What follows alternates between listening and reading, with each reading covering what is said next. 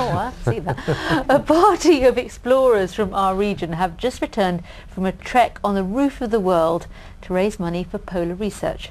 Of course, the best way of getting around in the Arctic Circle is the traditional way. Our man David Butler went with the party and soon found out that it was anything but a holiday. We're in Gargier, North Norway.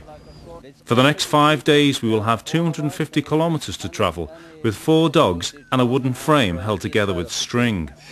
These dogs, the natural place for them to be is in front of me, not me in front of them. My great uncle was with Scott on both of his expeditions and prided himself on his dog driving, so I thought I'd give it a go.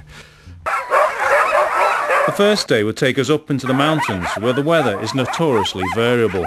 Something I find quite interesting is the personality of the dogs.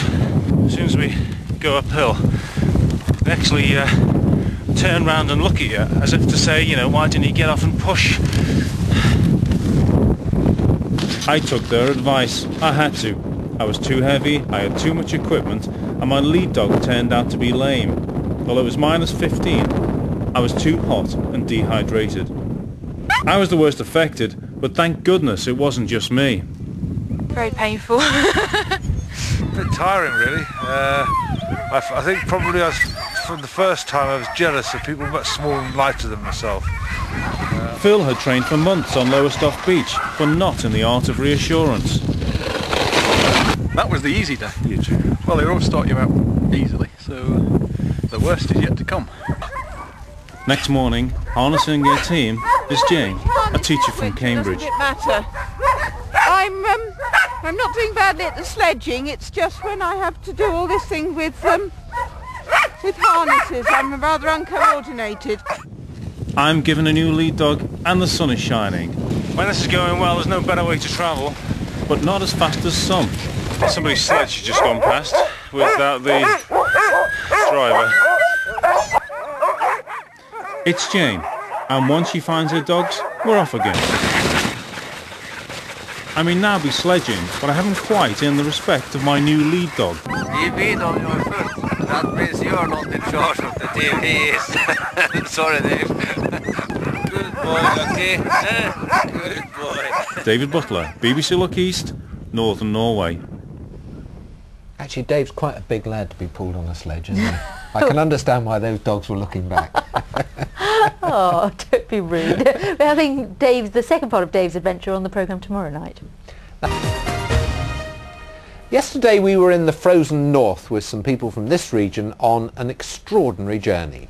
Using just sledges, they've been travelling across 150 miles of Arctic wilderness. It's to raise money for the Scott Polar Research Institute in Cambridge. Today their journey concludes in the frozen wastelands of North Norway.